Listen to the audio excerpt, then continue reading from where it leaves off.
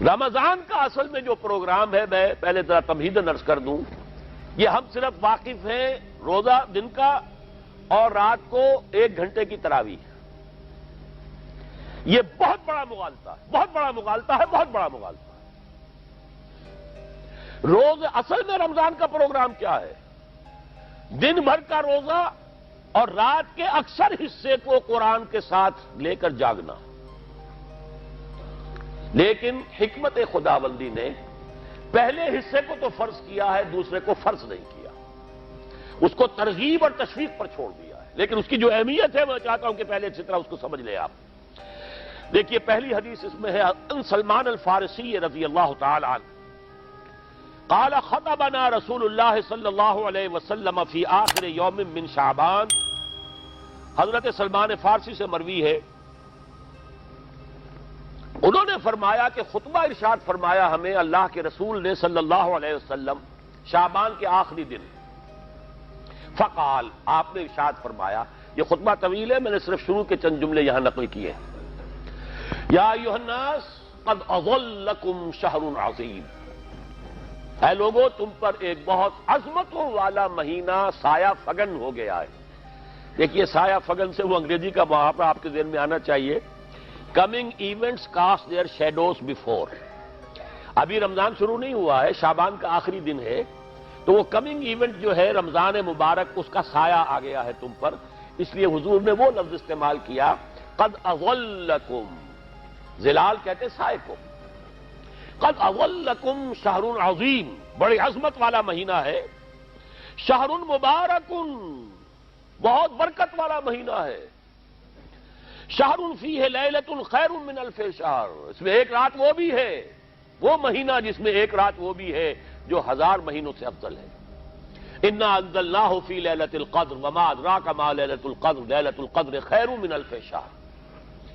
اب جو اگلے 2 جملے ہیں وہ نوٹ کیجئے، جعل اللہ صیامہ فریضۃ وقیام لیلہ تطوعا، اللہ نے ٹھہرایا ہے، قرار دیا ہے اس کا روزہ رکھنا تو فرض کے درجے میں، اور اس کی رات کا قیام تطوع کے درجے میں، اپنی مرضی پر، اپنی خواہش پر، نفل کے طور پر یہ تم پر لکھ دیا گیا ہے، لکھا تو گیا ہے، جعلہ تو ہے۔ مجعول کا جو پہلا مفعول ہے وہ کیا ہے؟ جعلہ کا مجعول اول کیا ہے؟ دن کا روزہ، اور مجعول ثانی کیا ہے؟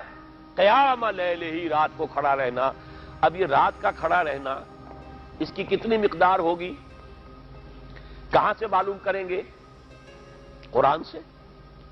جب یہ لفظ آیا ہے سورہ مزمل میں، یا ایھا المزمل قم اللیل الا قلیلا نصفہ او انقص منہ قلیلا او زد علیہ ورتل القرآن ترتیلا، یہ معنی ہے اے لحاف کمبل میں لپٹ کر لیٹنے والے، کھڑے رہا کرو رات کو سوائے اس کے تھوڑے سے حصے کے، یعنی آدھی رات یا اس میں تھوڑا سا کم کر لو، جسے پھر کہا مفسرین نے 1/3 رات کم سے کم، اور زد علیہ، یا آدھی پر بھی کچھ زیادہ کرو، یہ 2/3 رات ہو گیا۔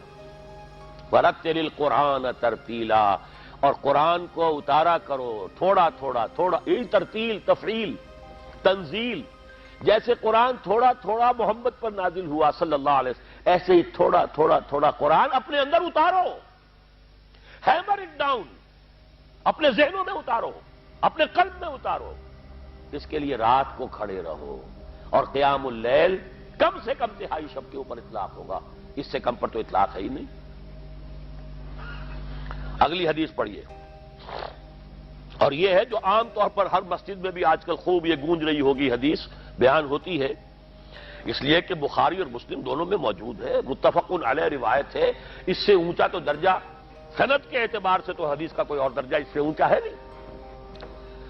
عن ابی ہریرہ رضی اللہ عنہ قال قال رسول اللہ صلی اللہ علیہ وسلم، حضرت ابو ہریرہ سے روایت ہے، آپ نے فرمایا کہ حضور نے ارشاد فرمایا، من صام رمضان ایمانا واحتسابا غفر له ما تقدم من ذنبه، جس نے روزہ رکھا رمضان مبارک کے دوران اللہ پر یقین رکھتے ہوئے اور اس سے اجر و ثواب کے حاصل ہونے کی امید میں، اس کے تمام پچھلے گناہ معاف ہو جاتے ہیں۔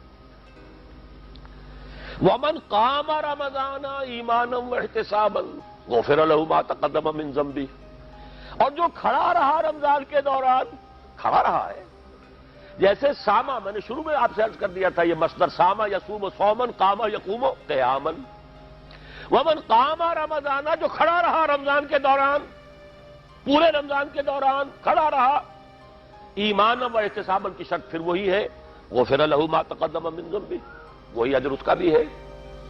ومن قام لیلۃ القدر ایمانا واحتسابا غفر له ما تقدم من ذنبه، اور جو خاص طور پر لیلۃ القدر میں کھڑا رہا ایمان اور احتساب کے ساتھ، اس کے بھی پچھلے گناہ معاف ہو گئے۔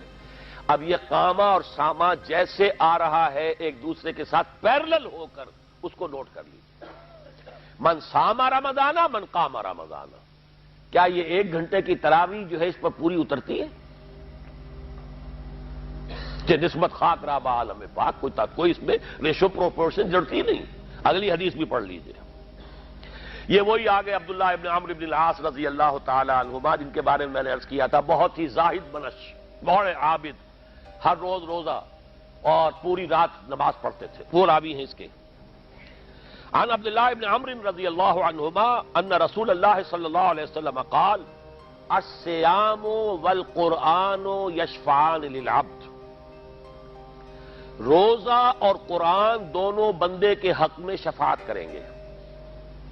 یقول الصیام، روزہ یہ کہے گا اے رب، اے پروردگار، انی منعتہ الطعام والشہوات بالنہار، میں نے تیرے اس بندے کو روکے رکھا کھانے پینے سے اور شہوت سے دن کے وقت، فشفینی فی، میری وجہ سے روکا رہا، یہ کھانے کو اچھے سے اچھے جو ہے وہ موجود تھے کھانے، اور پینے کے لیے اعلیٰ سے اعلیٰ مشروب تھے، یہ رکا رہا میری وجہ سے کہ روزہ رکھا ہوا تھا، اور جیسا میں نے کہا منکوحہ بیوی موجود تھی لیکن رکا رہا، تھامے رکھا اس نے اپنے آپ کو میری وجہ سے، تو میری شفاعت اس کے حق میں قبول فرما۔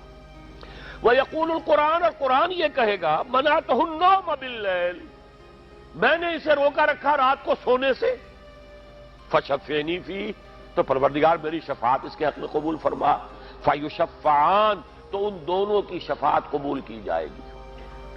سوال یہ ہے کہ کیا روزہ 1 گھنٹے کا یا 2 گھنٹے کا ہے؟ تو یہ قیام جو ہے یہ 1 گھنٹے کا کیسے ہو گیا؟ تو میں نے پہلے کوسچن مارک آپ کے ذہن میں کھڑا کر دیا، اب جواب سنیے اس کا۔ جواب یہ ہے کہ اس کو اللہ تعالیٰ کی حکمت یہ تھی کہ اسے فرض نہ کیا جائے، اس کو معلوم ہے۔ عالمان سیکون منکم مرضی وآخرون یضربون فی الارض یبتغون من فضل اللہ وآخرون، اللہ کے علم میں ہے میرے کچھ بندے ہوں گے بیچارے غریب مزدور، دن بھر مشقت کریں گے، محنت کریں گے، وہ روزہ ہی رکھ لیں، بہت بڑی بات ہے، بہت بڑی بات ہے۔ رات بھر کا قیام کیسے کریں گے؟ 2/3 رات کیسے کھڑے رہیں گے؟ آدھی شب کیسے ممکن ہے؟ لہذا فرض نہیں کیا، حضور نے بھی فرض نہیں کیا، نہ اس کو آپ نے لازم کیا، نہ اس کے لیے وہ زوردار جو لوگوں سے کہا کہ ضرور پڑھو، چھوڑ دیا پڑھو، اور سب لوگ پڑھتے تھے اپنے طور پر۔ اب یہ کہ کوئی آدھی رات کھڑا ہے، کوئی 1/3 رات ہے، کوئی پوری رات ہے، تھے اللہ کے بندے۔ لیکن 3 دن حضور نے یہ باجماعت نماز پڑھا دی، لیکن پڑھائی ہے وہ تہجد کے وقت، یعنی لوگ رات کے وقت جو بھی ہے کھڑے ہیں، جاگ رہے ہیں، قرآن پڑھ رہے ہیں، لیکن یہ کہ خاص تہجد کے وقت آپ اپنے حجرے سے برآمد ہوئے تو لوگ جمع ہو گئے، آپ کے گرد جمع ہو گئے۔ آپ نے 3 دن یہ 8 رکعتیں جو تہجد کی حضور کی ہوتی تھی، وہ آپ نے 8 رکعتیں پڑھائیں باجماعت، لیکن وہ وقت تہجد کا تھا، یہ نوٹ کر لیجیے۔ چوتھے دن بھی صحابہ منتظر رہے کہ اب حضور برآمد ہوں گے، تشریف لائیں گے، نہیں آ رہے حضور، تو کچھ کھنگار بھی رہے ہیں کہ کہیں پتہ نہیں حضور کہیں اونگ نہ آ گئی ہو تو ہماری آوازوں سے جاگ جائیں، پھر بھی نہیں آئے حضور۔ اگلے روز آپ نے فرمایا کہ میں جان بوجھ کر نہیں آیا، میں اگر یہ متواتر تمہیں پڑھاؤں گا تو یہ تم پر فرض ہو جائے گی۔ یہ ہے وہ رافت اور رحمت، بالمومنین رؤوف الرحیم، جو اللہ تعالیٰ کی شان ہے رحمان الرحیم ہونے کی، بالمومنین رؤوف الرحیم، یہ محمد الرسول اللہ بھی ہے، تم پر یہ سختی جو ہے یہ تمہارے لیے قابل برداشت نہیں ہوگی، لہذا میں نے یہ 3 دن صرف پڑھائی ہے، اگر مسلسل پڑھاتا تو فرض ہو جاتی۔ یہاں تک تو ہے حکمت نبوی کا معاملہ، اب آیا حکمت صحابی یا حکمت خلیفہ راشد۔ یہی معاملہ رہا حضور کی حیات طیبہ کے دوران، یہی حضرت ابوبکر رضی اللہ تعالیٰ عنہ کی خلافت کے دوران، یہی حضرت عمر کا بھی ابتدائی دور۔ لیکن دور خلافت عمر فاروق کے دوران یہ واقعہ آیا کہ حضرت عمر داخل ہوئے مسجد میں، دیکھا رات کے وقت ابھی کوئی باجماعت تراویح کا کوئی انتظام نہیں تھا. آپ نے دیکھا کچھ لوگ مسجد کے اس کونے میں کھڑے ہیں، ایک حافظ ہے، ساتھے تو حافظ نہیں ہوتے تھے نا، تو کوئی حافظ ادھر، انہوں نے 5 6 7 8 آدمیوں نے کسی حافظ سے گزارش کی، وہ انہیں قرآن سنا رہا ہے، وہ کھڑے سن رہے ہیں. کوئی دوسرے کونے میں ایک جمگھٹا ہے کہ اس میں تیسری طرف ہے، کہیں ہے، تولیوں کے اندر لوگ جو ہے وہ قیام اللیل کا حق ادا کر رہے ہیں. آپ نے فرمایا کیا ہی بہتر ہو کہ یہ سب جمع ہو جائیں کہ امام کے پیچھے، اور پھر یہ کہ اسے عشاء کے ساتھ متصل رکھ دے، تاکہ جس کو کہتے ہیں عربی میں ما لا یترک کلہ لا یترک کلہ، اگر کوئی شے کل کی کل حاصل نہیں ہو سکتی تو کوئی شخص بھی مسلمان بالکل محروم نہ رہ جائے، کم سے کم یہ 20 رکعت تراویح تو پڑھے اور قرآن سن لے، تاکہ کسی نہ کسی درجے میں تو اس کا بھی حصہ ہو جائے اس کی برکات میں سے. یہ ہے حکمت حضرت عمر فاروق کے فیصلے کی. اور چونکہ حضور نے فرمایا علیکم بسنتی و سنت الخلفاء الراشدین المہدیین، تم پر لازم ہے کہ میری سنت کو اور میرے خلفاء راشدین کی سنت کو مضبوطی سے پکڑو. یہ وجہ ہے کہ فقہاء اربعہ جو ہیں ہمارے، وہ سب کے سب اس کو واجب کے درجے میں رکھتے ہیں، اس لیے کہ یہ فیصلہ حضرت عمر کا ہے. عمر خلیفہ راشد ہیں رضی اللہ تعالی عنہ. لہذا یہ نظام بن گیا تراویح کا. اب میں اس کی نفی نہیں کر رہا، لیکن جو شخص سمجھتا ہے کہ اس سے اصل حکمت اور غرض و غایت پوری ہو گئی، وہ مغالطے میں مبتلا ہے. یہ تو علی الاقل کم سے کم اس درجے میں کہ ہر مسلمان کم سے کم اس درجے تک تو جو ہے وہ کچھ نہ کچھ حظ حاصل کر ہی لے، اور وہ اس سے محروم نہ ہو بالکل ہی. ما لا یدرک کلہ لا یترک کلہ، اس درجے میں حضرت عمر کا فیصلہ ہے، اور اسی کی وجہ سے ہمارے خلفاء، ہمارے جو ائمہ اربعہ انہوں نے قبول کیا ہے. اور یہی اس مسئلے کا حل ہو جائے گا. جو اہل حدیث حضرات اس کے اوپر جو ہے چیلنج بھی شائع کرتے ہیں، کوئی ثابت کر دے حضور سے 20 رکعتیں تو ہم اتنے لاکھ، ہم بھی کہتے ہیں کہ حضور سے ثابت نہیں ہے. کون کہتا؟ دعویٰ ہی نہیں. یہ تو حضرت عمر کا فیصلہ ہے. حضرت عمر کا فیصلہ، خلیفہ راشد کا فیصلہ، اس کو امت نے قبول کیا ہے، لہذا وہ نظام ہے، رہے گا. اور یہی جو ہے آپ کو معلوم ہے، حالانکہ یہاں اکثریت جو ہے وہاں پر وہ اہل حدیث حضرات کی ہے سعودی عرب میں، حرمین میں وہی 20 رکعت تراویح ہوتی ہے. اس لیے کہ وہ ان کا جو آفیشل مسلک ہے وہ مسلک حنبلی، حنفی نہیں ہے. تو حنبلی مسلک میں بھی یہی ہے، شافعی میں بھی یہی ہے، مالکی میں تو 36 تک کی روایتیں موجود ہیں، 36 رکعت. لیکن یہ ہے کہ یہ ہے وہ 20 رکعت تراویح کا معاملہ. اس کی نفی میری بات سے نہ سمجھ لیجئے گا، وہ ٹھیک ہے، حضرت عمر کا فیصلہ ہے.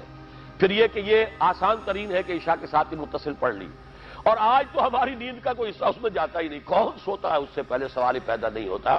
لیکن یہ جو کہہ رہے ہیں کہ قرآن کہے گا میں نے اسے نیند سے روکے رکھا، اس کا حق کہاں ادا ہوا؟ اس کا حق تو ادا ہوگا کہ تہائی ورنہ نصف شب کے لگ بھگ آپ جاگے قرآن کے ساتھ. اب سمجھیے اس کی غرض و غایت کیا ہے. اگر قرآن رمضان کا یہ دوگنا پروگرام سامنے آ گیا، اصلاً جو مطلوب ہے دن بھر کا روزہ اور رات کے اکثر حصے کا کم سے کم نصف شب جو ہے اس میں جاگنا قرآن